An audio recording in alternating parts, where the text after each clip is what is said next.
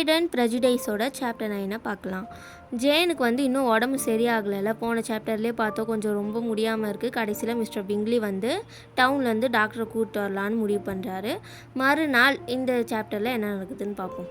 லாங்போனுக்கு ஒரு நோட் அனுப்புகிறாங்க. இந்த மாதிரி வந்து மிஸ்ஸஸ் பென்னட்டை வந்து பார்க்க சொல்கிறாங்க.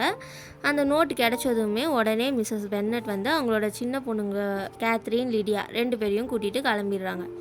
இங்கே வந்து மிஸ்ஸஸ் பென்னட் வந்து ஜேனை பார்க்குறாங்க.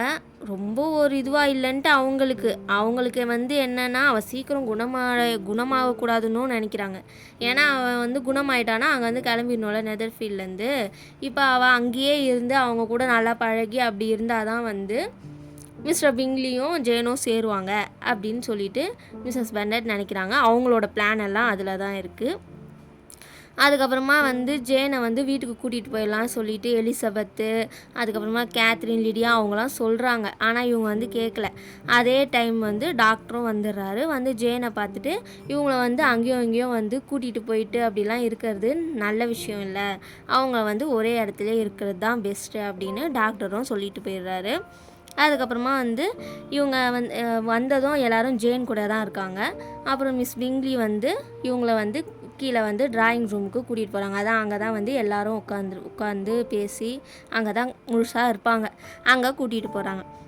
பிங்லிக்கு கொஞ்சம் கவலையாக இருக்குது. மிஸ்ஸஸ் பென்னட் வந்து என்ன நினைப்பாங்களோ, அவங்களுக்கு வந்து இந்த மாதிரி வந்து ஜேன் வந்து ரொம்ப முடியாமல் இருக்கா சொல்லிவிட்டு அவங்க நினச்சி வருத்தப்படுவாங்களோ, அவங்க என்ன நினைப்பாங்களோ சொல்லிவிட்டு அவர் பயப்படுறாரு. பயந்துட்டு அப்புறம் கேட்குறாரு, என்ன பார்த்தீங்களே என்ன அப்படின்னு கேட்கும்போது அவங்களுக்கு வந்து மனசுக்குள்ளே வந்து அவளுக்கு ஒன்றும் அவ்வளோ சீரியஸ் இல்லை, பரவாயில்லைங்கிற மாதிரி தான் அவங்களுக்கு இருக்குது. ஆனால் இங்கே வெளியே எப்படி சொல்கிறாங்கன்னா, கண்டிப்பாக வந்து ஆமாம் அவள் வந்து கொஞ்சம் ரொம்ப மோசமாக தான் இருக்கா, அவளை வந்து இப்போ வந்து இங்கே அங்கெல்லாம் இடமாற்றக்கூடாதுன்ட்டு டாக்டரும் அதான் சொல்லிட்டு போயிருக்காரு அப்படின்ட்டு அவங்க ஒரு கவலையாக அப்படியே சொல்கிறாங்க. அப்போ வந்து அங்கே இருக்கவங்க எல்லாம் அதான் அவங்களோட மிஸ்டர் பிங்லி அவங்களோட சிஸ்டர் எல்லாம் சொல்கிறாங்க, உங்களுக்கு நாங்கள் வந்து உறுதியாக சொல்கிறோம், அவள் இங்கே இருக்க வரைக்கும் அவள் பத்திரமா இருப்பா, நாங்கள் நல்லா பார்த்துப்போம் அப்படின்ட்டு அவங்க சொல்கிறாங்க. அப்போது மிஸ்ஸஸ் பென்னட் சொல்கிறாங்க, ஆமாம் உங்களை மாதிரி ஒரு நல்ல நண்பர்கள் ஃப்ரெண்ட்ஸ் எல்லாம் இருக்கிறனால தான் இப்போ நீங்கள் இல்லைன்னா இப்போ அவளுக்கு இப்போ என்ன ஆயிருக்குமோ தெரியல அப்படின்ட்டு அவங்க சொல்கிறாங்க. ரொம்ப கஷ்டப்பட்டா அவளுக்கு ரொம்ப உடம்பு சரியில்லை, இருந்தாலும் அவள் பொறுமையாக இருக்கா அப்படின்ட்டு சொல்கிறாங்க. அதுக்கப்புறம் சொல்கிறாங்க, இந்த வீடு ரொம்ப அழகாக இருக்குது, ரூம் எல்லாம் ரொம்ப அழகாக வச்சுருக்கீங்கன்ட்டு மிஸ்டர் பிங்லி கிட்டே சொல்கிறாங்க. இந்த ஊர்லேயே வந்து நெதர்ஃபீல்டுக்கு நிகராக வேறு எந்த இடத்தையும் நான் பார்த்ததே இல்லை, நல்லா இருக்குது அப்படின்ட்டு சொல்கிறாங்க. நீங்கள் இந்த இடத்த வந்து அவர் வந்து சொந்தமாக வாங்கலை போல இருக்குது, ஒரு மாதிரி குத்தகைக்கு அதாவது லீஸ்க்கு தான் வந்து இருக்கார் இந்த வீட்டில். அப்போ இந்த லீஸ்க்கு தான் இருக்கீங்க, ஆனாலும் வந்து சீக்கிரம் இதை விட்டு நீங்கள் போக மாதிரி நினைக்கக்கூடாதுன்னு நான் நினைக்கிறேன் அப்படின்னு மிஸ்ஸஸ் பென்னட் சொல்கிறாங்க. அதுக்கு மிஸ்டர் பிங்லி சொல்கிறாரு, நான் வந்து அவசரத்தில் தான் இங்கே வந்தேன், இருந்தாலும் இப்போதைக்கு நான் வந்து இங்கே வந்து செட்டில் ஆன மாதிரி தான் அப்படின்ட்டு மிஸ்டர் பிங்லி சொல்கிறாரு. அப்போ எலிசபெத் சொல்கிறா, ஆமாம் நான் வந்து நீங்கள் அப்படி தான் பண்ணுவீங்க, உங்கள் எண்ணமும் அதுதான் சொல்லிவிட்டு நான் நினச்சேன் அப்படின்ட்டு எலிசபெத் சொல்கிறா. அப்போ நீங்கள் என்னை வந்து நல்லா புரிஞ்சுக்கலாம் ஆரம்பிச்சிட்டிங்களா, என்னை தெரிஞ்சுக்க ஆரம்பிச்சிட்டிங்களான்ட்டு எலிசபெத்தை பார்த்து மிஸ்டர் பிங்லி கேட்குறாரு. அதுக்கு எலிசபெத் சொல்கிறா, ஓ ஆமாம் உங்களை வந்து நான் புரிஞ்சு வச்சுருக்கேன் அப்படின்ட்டு அவர் சொல்கிறா. அதுக்கு அவர் சொல்கிறாரு, இது நல்ல விஷயமா எடுத்துக்கிறதா நான் நினைக்கிறேன், ஆனால் வந்து என்னை இவ்வளோ சுலபமாக நீங்கள் வந்து தெரிஞ்சுக்கிற மாதிரி நான் இருக்கேனா அப்படிங்கிறது வந்து எனக்கு கொஞ்சம் கவலையாக தான் இருக்குது அப்படின்ட்டு அவர் சொல்கிறாரு. அதுக்கு வந்து எலிசபெத் வந்து கொஞ்சம் அப்படியே ஒரு மாதிரி கிண்டலாக அப்படியே அதை பற்றி பேச ஆரம்பிக்கிறா. அப்போ வந்து மிஸ்ஸஸ் பென்னட் சொல்கிறாங்க, லிஸி நீ எங்கே இருக்கன்னு சொல்லி ஞாபகம் வச்சுக்கோ, நீ உன் வீட்டில் வந்து உன் இஷ்டத்துக்கு இருக்கிற மாதிரிலாம் இங்கே வந்து பேசிட்டு இருக்காத அப்படி சொல்லி மிஸ்ஸஸ் பென்னட் சொல்கிறாங்க. மிஸ்டர் பிங்லி சொல்கிறாரு, எனக்கு வந்து ஃபஸ்ட்டு உன்னை தெரியல, நீ இப்படி வந்து மற்றவங்களோட குணத்தை அவங்களோட கேரக்டரெல்லாம் படிக்கிற ஆள் அப்படின்ட்டு எனக்கு தெரியல, இது வந்து கொஞ்சம் வேடிக்கையாக தான் இருக்கும் அப்படின்ட்டு அவர் சொல்கிறாரு. அப்போ எலிசபெத் சொல்கிறா, ஆமாம் இன்னும் வந்து சில பேர் வந்து வெளியே வந்து அவ்வளோவா காமிச்சிக்க மாட்டாங்க, அவங்கள பார்த்தா அவ்வளோ இதுவாக தெரியாது, அதுதான் வந்து இன்னும் வேடிக்கையாக இருக்கும், அது வந்து அவங்களுக்கு வந்து ஒரு நல்ல விஷயந்தான் அப்படின்ட்டு அவள் சொல்கிறா. அப்போ வந்து மிஸ்டர் டார்சி சொல்கிறாரு, இதெல்லாம் கேட்டுட்டு இந்த மாதிரி வந்து பொதுவாக ஒருத்தவங்களோட குணத்தையோ அவங்களோட கேரக்டரையோ கணிக்கிறதுலாம் கண்ட்ரி, அதான் இந்த கிராமத்தில் வந்து கொஞ்சம் கம்மியாக தான் இருக்கும். இங்கே சுற்றி இருக்கிறவங்க நீங்கள் எல்லாம் வந்து கொஞ்சம் எல்லாரும் ஒரே மாதிரியான தான் இருப்பீங்க அப்படின்ட்டு மிஸ்டர் டார்சி சொல்கிறாரு. ஆனால் வந்து மனுஷங்க வந்து எப்பயுமே வந்து தன்னை வந்து ஏதாச்சும் ஒரு சில விஷயத்தில் வந்து கொஞ்சம் மாற்றிக்கிட்டே இருப்பாங்க. அதனால் புதுசாக கவனிக்கிறதுக்கு எப்போவுமே ஏதாச்சும் இருக்கும் அப்படின்னு எலிசபெத் சொல்கிறான். அப்போ டார்சி வந்து இப்போ அவங்க கிராமத்தை பற்றி தானே ஏதோ சொல்கிறாரு. உடனே மிஸ்ஸஸ் பென்னட்டுக்கு வந்து அது வந்து கொஞ்சம் கோவம் வருது. உடனே அவங்க சொல்கிறாங்க, இங்கேயும் வந்து நிறைய நடக்கும், நிறைய விஷயம் இங்கேயும் நடக்கும், டவுனில் நடக்கிற மாதிரி இங்கேயும் இருக்கும் அப்படின்ட்டு அவங்க ஒரு மாதிரி சொல்கிறாங்க. அவங்க அப்படி சொல்லவும் எல்லாருக்கும் வந்து கொஞ்சம் ஒரு மாதிரி அமைதியாக அப்படியே ஆயிட்டாங்க. டார்சி வந்து அவங்கள ஒரு கணம் பார்த்துட்டு அப்புறம் அப்படியே அமைதியாக எதுவும் பேசாமல் திரும்பிடுறாரு. மிஸ்ஸஸ் பென்னட்டுக்கு வந்து இந்த மாதிரி சொல்லி எல்லாரும் கொஞ்சம் அப்படியே அமைதியாகி ஒரு இதானதும் அவங்களுக்கு வந்து அவரை வந்து ஜெயிச்சிட்டோம் அப்படின்ற மாதிரி அவங்களுக்கு ஒரு சந்தோஷம் ஆகுது. அதுக்கப்புறம் பேசுகிறாங்க, லண்டன் வந்து கண்ட்ரியை விட என்ன வந்து பெருசாக இருக்குது, அங்கே வந்து நிறைய கடைகள், நிறைய ஷாப்ஸ் இதெல்லாம் இருக்குது. அது இல்லாமல் சுற்றி பார்க்குறதுக்கு இந்த மாதிரி பொது இடங்கள் வந்து நிறைய இருக்குது. அவ்வளோதான். அதை தவிர வந்து என்னை பொறுத்த வரைக்கும் கண்ட்ரி, இந்த கிராமம் தான் வந்து இனிமையான எல்லாருக்கும் பிடிச்ச மாதிரி இருக்கிற ஒரு இதாக தான் கண்ட்ரி தான் எனக்கு தெரியுது அப்படின்ட்டு அவங்க சொல்கிறாங்க. என்ன சொல்கிறீங்க மிஸ்டர் பிங்லி, கரெக்டு தானே அப்படின்னு சொல்லி அவர்கிட்ட கேட்குறாங்க. அப்போ மிஸ்டர் பிங்லி சொல்கிறாரு, நான் வந்து கண்ட்ரியில் இருக்கும்போது எனக்கு இங்கேருந்து போக மனசே வராது, நான் டவுனில் இருக்கும்போதும் அதே தான், அங்கேருந்து வர மனசே வராது, எனக்கு 2 இடத்துலையும் நான் வந்து சந்தோஷமாக இருப்பேன் அப்படின்ட்டு மிஸ்டர் பிங்லி சொல்கிறார். அப்போ மிஸ்ஸஸ் பென்னட் சொல்கிறாங்க, நீங்கள் வந்து கரெக்டாக ஒரு இதுவாக சொல்கிறீங்க, ஆனால் சில பேர் வந்து கிராமமே வந்து ஒரு வேஸ்ட்டு மாதிரியும் ஒரு இதுவாக தான் பேசுகிறாங்க சில பேர் அப்படின்ட்டு டார்சியை வந்து பார்த்த மாதிரி சொல்கிறாங்க. உண்மையை சொல்லணுன்னா அம்மா நீங்கள் வந்து தப்பாக புரிஞ்சுக்கிறீங்க. மிஸ்டர் டார்சி வந்து அப்படி சொல்லலை. கண்ட்ரியில் வந்து பல வகையாக குணங்கள் இந்த மாதிரி இருக்கிற மக்கள் வந்து சந்திக்க முடியாது. டவுனில் வந்து நிறைய பேர் அந்த மாதிரி ஒரு விதமாக ஒரு இதுவாக இருப்பாங்கன்றதை தான் அவர் சொல்ல வராரு.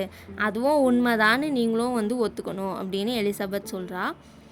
என்ன சொன்னாலும் மிஸ்ஸஸ் பென்னட் வந்து புரிஞ்சுக்கிற மாதிரி இல்லை. பிங்லிக்கும் அதான் அவங்க இந்த மாதிரி பேசுகிறது வந்து எல்லாருக்கும் கொஞ்சம் ஒரு மாதிரி சங்கடமாக இருக்குது. அப்போ வந்து அவரோட சிஸ்டர் இருக்காங்களே, அவங்க வந்து ஒரு மாதிரி மிஸ்டர் டார்சிக்கு கண்ணு காமிச்சு சிரிக்கிறாங்க இவங்க பேசுகிறத வச்சு. இதெல்லாம் எலிசபெத் பார்த்தா அவளுக்கு ஒரு மாதிரியாக இருக்குது. எப்படியாச்சும் இந்த அம்மா வந்து பேச்சை மாற்றணும்னு சொல்லிட்டு அவள் கேட்குறா, நான் இங்கே வந்ததுக்கப்புறமா சார்லோட், அதான் அவளோட ஃப்ரெண்டு இருக்காங்கள்ல பக்கத்து வீட்டுக்காரங்க, அவங்க வந்து இங்கே வந்தாங்களா, லாங்போனுக்கு வந்தாங்களா அப்படின்னு சொல்லிட்டு அவள் கேட்குறா. ஆமாம் வந்தா, சார் வில்லியம் கூட தான் வந்தா, அதான் அவளோட அப்பா, அவங்க கூட தான் வந்தா. எவ்வளோ நல்ல மனுஷன், ஒரு ஃபேஷனாகவும் இருக்கிறாரு, எல்லார்கிட்டேயும் பண்பாக பேசுகிறாரு, நல்லா சகஜமாகவும் இருக்கிறாரு. நான் என்னை பொறுத்த வரைக்கும் ஒரு நன்னடத்தை, ஒரு நல்ல ஒரு ஆள்னால் அப்படி தான் இருக்கணும். சில பேர் வந்து தன்னை வந்து ரொம்ப பெரிய ஆளாகவும் நான் தான் வந்து இந்த உலகத்திலே முக்கியமானவன்ட்டும் நினச்சிட்டு மற்றவங்கள கூட வாய் கூட திறந்து பேசாமல் இருப்பாங்க சில பேர் சொல்லிட்டு மிஸ்ஸஸ் பென்னட் சொல்கிறாங்க. மிஸ்டர் டார்சியை தான் மனசில் வச்சுட்டு அவரை தான் இதுவாக பேசுகிறாங்க. இந்த அம்மா என்ன திருப்பியும் வந்து இதே பேசிகிட்டு இதுக்கே வராங்களே அப்படின்னு சொல்லிட்டு எலிசபெத்தை வந்து திரும்பி கேட்குறா. சார்லோட் வந்து உங்கள் கூட சாப்பிட இருந்தாளா அப்படின்ட்டு கேட்குறா. அப்போ வந்து மிஸ்ஸஸ் பென்னட் சொல்கிறாங்க, இல்லை அவள் வந்து வீட்டுக்கு போயிட்டாங்க, லூகாஸ் வீட்டில் வந்து எல்லாருமே வந்து நல்ல பொண்ணுங்க தான், கவலை என்னென்னா அவங்க வந்து அவ்வளோ அழகாக இல்லை, நான் வந்து சார்லோட் வந்து ரொம்ப அழகில்லைன்னுலாம் நான் நினைக்கல அப்படின்ற மாதிரி அவங்க சொல்கிறாங்க. அப்போ மிஸ்டர் பிங்லி சொல்கிறாரு, அவங்க வந்து ரொம்ப ஒரு இனிமையான ஒரு பெண் அப்படின்ட்டு அவர் சொல்கிறாரு. அப்போது மிஸ்ஸஸ் பென்னட் சொல்கிறாங்க, ஓ ஆமாம் வந்து நல்ல இனிமையான பொண்ணு தான், ஆனால் வந்து அவள் ரொம்ப கொஞ்சம் சாதாரணமாக தான் இருக்கிற ஒரு பொண்ணு, லேடி லூகாஸும் அப்படி தான் சொல்லுவாங்க, அது வேற இல்லாமல் ஜேன் வந்து ரொம்ப அழகாக சொல்லி அவங்க கொஞ்சம் அப்படியே ஏங்குவாங்க, என் பொண்ணுன்னு சொல்லலை எல்லாருமே அப்படி தான் சொல்லுவாங்க அப்படின்ட்டு அவங்க சொல்கிறாங்க. ஜேனுக்கு ஒரு 15 வயசு இருக்கும்போது நாங்கள் வந்து என்னோடய பிரதரோட வீட்டில் டவுனுக்கு போயிருந்தோம். அங்கே வந்து ஒரு ஜென்டில்மேன் வந்து அவள் மேலே வந்து காதல் கொண்டார். அங்கேருந்து நாங்கள் கிளம்புறதுக்குள்ளே அவர் வந்து கண்டிப்பாக ப்ரப்போஸ் பண்ணிடுவாருன்ட்டு என் நாத்தனார் கூட சொன்னாங்க. ஆனால் வந்து அவர் பண்ணலை. ஒரு வேளை அவர் வந்து வயசு கம்மியாக இருக்குன்னு நினச்சிருப்பார் போல் அப்படின்னு சொல்கிறாங்க. அவர் வந்து ரொம்ப சூப்பராக அழகாக கவிதைலாம் கூட எழுதி கொடுத்தாரு ஜேனுக்கு அப்படின்னு மிஸ்ஸஸ் பென்னட் சொல்கிறாங்க. அப்போ எலிசபெத் சொல்கிறா, அதில் தான் வந்து அவரோட அன்பையும் அவர் முடிச்சுக்கிட்டாரு. இந்த மாதிரி நான் சில ஒன்றுக்கும் மேற்பட்ட இதெல்லாம் பார்த்துருக்கேன்.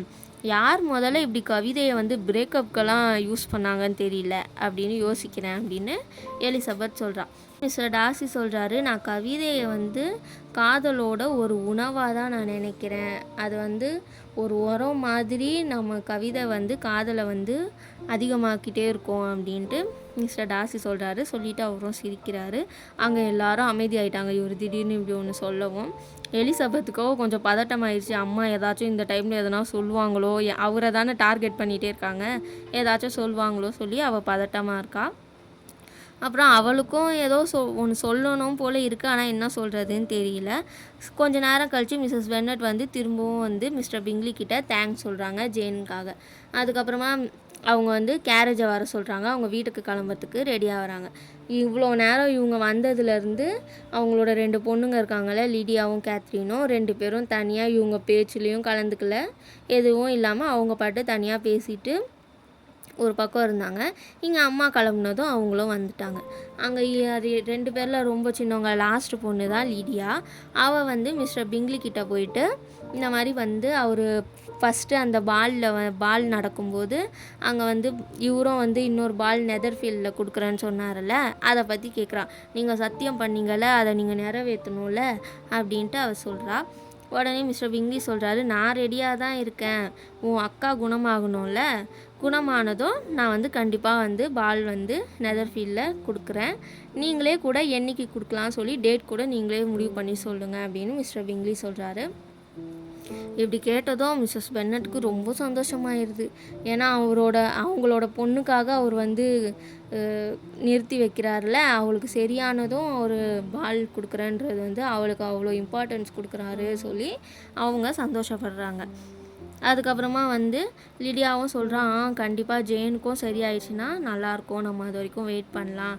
அதுக்குள்ளே கேப்டன் கார்ட்டர், அதுதான் வந்து லிடியா ஒரு ஆஃபீஸர் பற்றி பேசிகிட்டே இருந்தான்னு இதுக்கு முந்தின சாப்டரில் பார்த்தோம்ல, அவர் தான் கேப்டன் கார்ட்டர். அவர் வந்து தான் லண்டனுக்கு போயிருக்காருன்ற மாதிரி இருந்தது. அவரும் வந்து திரும்பி வந்துடுவார் அப்படின்னு அவர் சொல்கிறான். அதுக்கப்புறம் மிஸ்ஸஸ் பென்னட்டும் அவங்க பொண்ணுங்க 2 பேரும் கிளம்பிடுறாங்க. அவங்க அப்படி அந்த பக்கம் கிளம்புனதும் எலிசபெத் வந்து ஜேனோட ரூமுக்கு போயிடுறான். அவளுக்கு வந்து ரொம்ப எம்பாரசிங்காக இருக்குது. இந்த மாதிரி அவங்க அம்மா இந்த மாதிரிலாம் நிறைய பேசுனாங்கள்ல, இதை பற்றி கண்டிப்பாக வந்து அந்த சிஸ்டர்ஸு டார்சி எல்லாரும் கண்டிப்பாக பேசுவாங்க அப்படின்னு அவள் நினைக்கிறா. அவளுக்கு அந்த இடத்துல இருக்க வேணாம் சொல்லி அவள் டக்குன்னு அங்கே போயிடுறா. அதே மாதிரியே வந்து அவங்களும் பேச ஆரம்பிக்கிறாங்க. ஆனால் என்ன தான் சொல்லியும் டார்சியை வந்து அதுக்குள்ளே வந்து பேசுகிறதுக்கு இது பண்ண முடியல. அவர் பேசலை, அவர் வந்து அமைதியாகவே இருக்கிறாரு. மிஸ் பிங்லி எவ்வளோ முயற்சி பண்ணியும் அது நடக்கலை. இதோட இந்த சாப்டர் முடியுது. Bye friends.